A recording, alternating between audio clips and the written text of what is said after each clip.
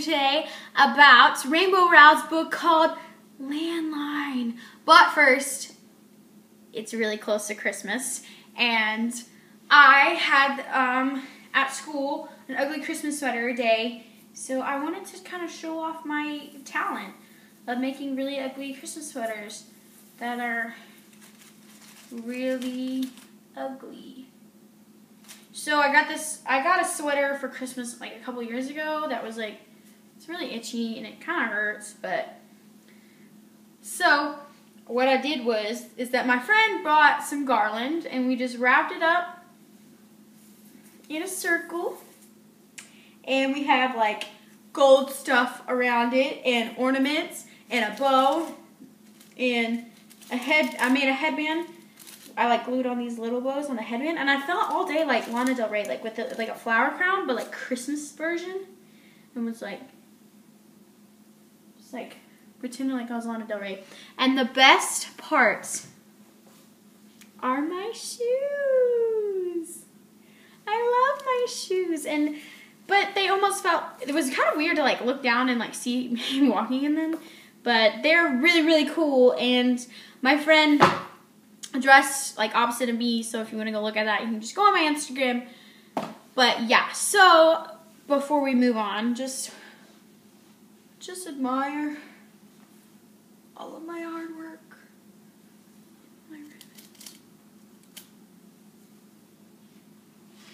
Okay, so like I said, today we're going to be talking about Rainbow Rowell's book, Landline. And this is her latest book in the contemporary section, and I'm such a huge fan of Rainbow Rowell. It's always reassuring to have that one author that you just know is going to put out good stuff, and you know that when you read this book, you're going to enjoy this book, and that's always bittersweet. You know, it's bittersweet to know that. It's not bittersweet at all, it's just sweet to know that. Don't know why I said bittersweet. But anyway, so yeah, we're going to talk about Landline.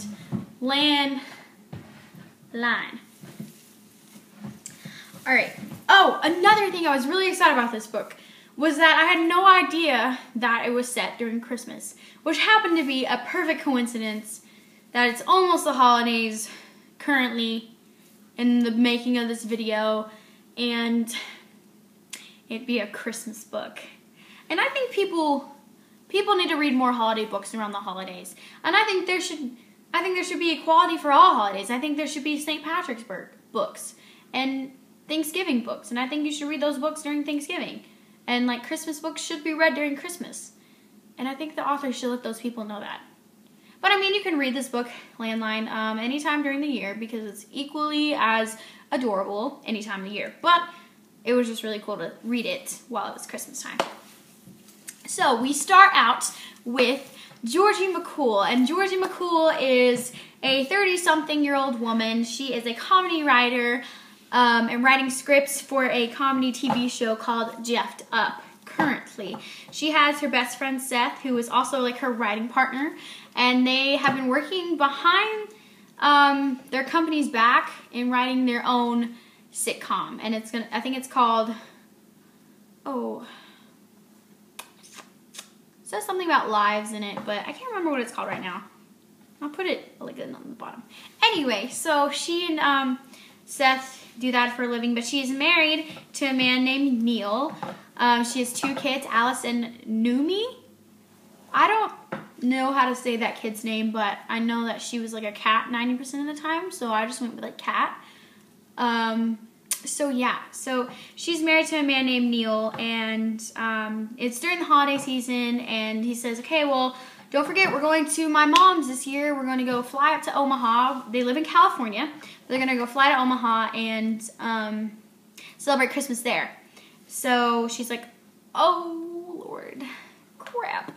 So apparently their TV show, the one they've been working behind the backs of their, her and Seth have been working behind people's backs, is going to get picked up by a production studio, I guess. And so they decided that this week they need to work on the scripts. And so Georgie will not be joining her family when they go to Omaha. And so when Neil leaves, it's kind of really tense and really, really weird, and she feels very like strange about it after he goes. So after he leaves, she just kind of spends the whole time like trying to get into contact with him just so she can just talk to him and like work things out. She knows that their marriage really hasn't always been super happy, but she knows that Neil is always Neil, and Neil's always going to love her, and she's always going to love Neil, and it'll all work out. But she's just not sure. And so she tries many different ways to contact Neil. She calls his cell phone, and then her phone dies, and then his inbox is full, and all these things. And then she, instead of going back home to her empty house, she goes and stays with her mom during this time when Neil's gone. And her mom always talks about how, like, she just assumes that Neil left her. And she's like, Neil didn't leave me, Mom. Like, we're still married. It's just, he's gone for the holidays, and I'm staying home for one holiday. And her mom's like, well, are y'all going to battle for custody? Because Neil's going to get custody. And so they all think that they are going to get a divorce, but they don't. Obviously, they don't want that. But anyway, so Georgie's like, well, my phone's dead. I need to go talk to Neil. So she calls Neil on this old phone that she has in her childhood room. She pulls it out of a closet. It's old. It looks like the phone on the cover. If you saw the cover at the beginning of this video, it has like it's like hooked to a wall, and it's like, I want one. But anyway, so she calls him on the phone, and the first time she doesn't realize it, but eventually she finds out that she is calling the 1998 Neil. So basically, the landline of Neil's house is magic. And we never really are explained why it's magic or how it happened, but present day Georgie, 2013 Georgie is like communicating with the 1998 Neil. And so once she figures this out, she has like to really try and get back in that world and maybe like make some changes in the relationship before anything goes bad. So what happened in the 1998 of this Christmas, Georgie and Neil broke up. And he says that they didn't break up, but she assumed that they broke up after a fight. And so back in 1998, she didn't call him during that whole week, and then on December 25th, he came and he proposed to her. But now, because he's 1998 Neil, Georgie in 2013 is getting that chance to talk to him during that week that she thought that they were broken up.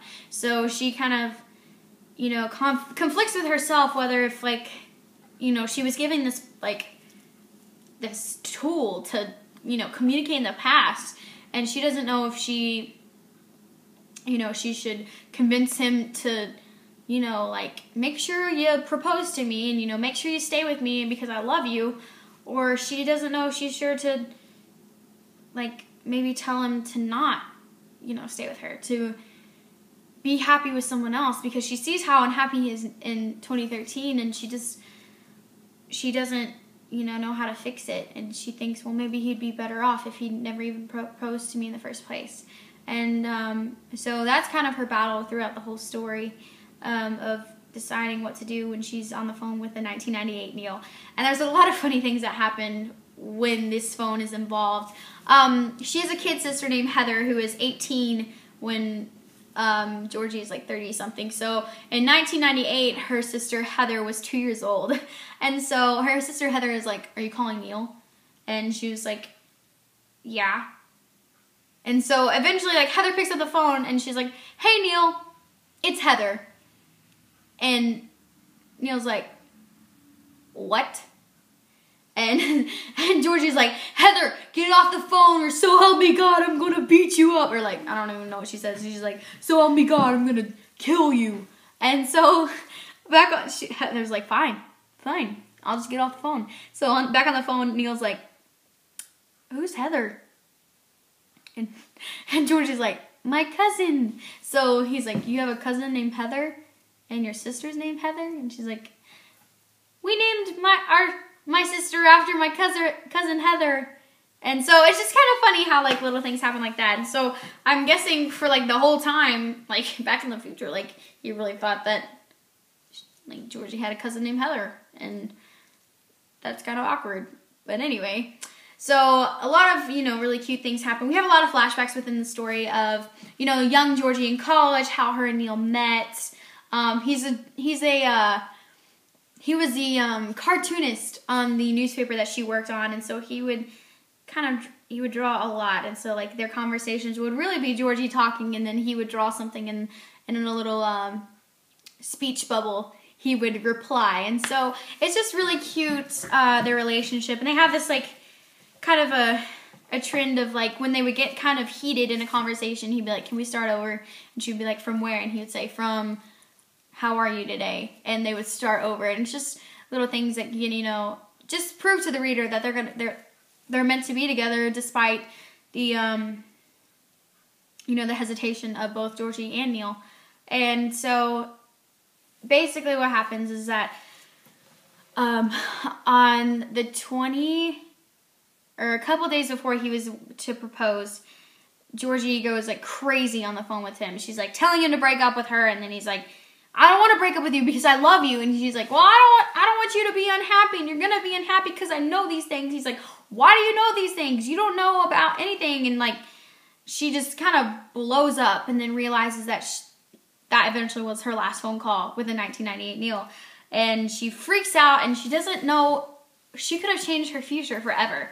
And so she decides to jump on a plane and basically ditch Seth and the whole writing thing and fly to Omaha and go be with her family on Christmas Day. And she just, when she walks through the door, like Neil's jaw drops, and he's just like, and in your mind when you're reading this, you're like, "Oh God, he doesn't know who she is," or, well, I mean, I'm sure he knew who she was, but like, they're not married. He's married to Dawn, and she's just like barging in on some Christmas, and they didn't get back together. What has she done? And then her little kids run in, and it's like, "Oh, okay." And so then Neil's like, "You're here," and it's gorgeous. But the thing about Rainbow Rowell is that she never. I want more at the end of the story. It's like I wanted a deep conversation about the phone and if Neil would believe her or not, and like how she would explain everything that had happened this week. And it seemed like she was trying to, and Neil was just like, "Shh, it's okay. Like, we're together now. Be here now." And she's like, "Okay." But I wanted to have that conversation. I wanted them to talk about the phone, and I don't know. I really enjoyed the book, but I wish there was like a little bit more to the story. Yeah. Alright guys, that's all I have for you today about Landline by Rainbow Rowell. If you liked this video, if you did not like this video, let me know. Leave a comment, rate this video down in the thing below the video. And that's all I have for you today. So I'm super excited to begin this kind of journey through YouTube of my life. And I hope you guys enjoyed the video. So thanks for watching. Merry Christmas!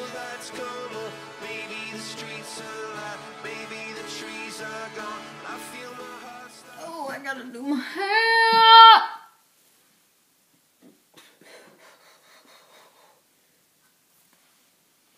I'm getting my haircut tomorrow. I'm super excited about it.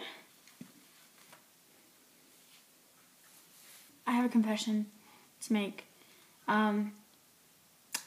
The first take I did of this video about discussing about Landline was about 6 minutes in, and then I realized I didn't press record.